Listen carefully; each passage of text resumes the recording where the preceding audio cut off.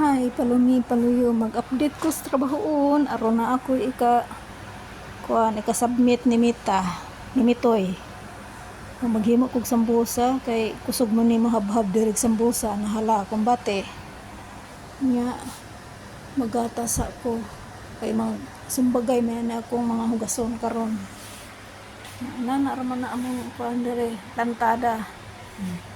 Mo ni akong hugason kay ang mga anak ni amo nga babae tulo sa riyad nagpuyo ning bisita man dere kay every month man sila nagaanhe dere na sila sakyanan lahat kana duha ka kaldero kaning sa sambusa pa nako hugason gamay ra maora to importante na ako ika-present ni Mita. Bye bye, amping tang tanan.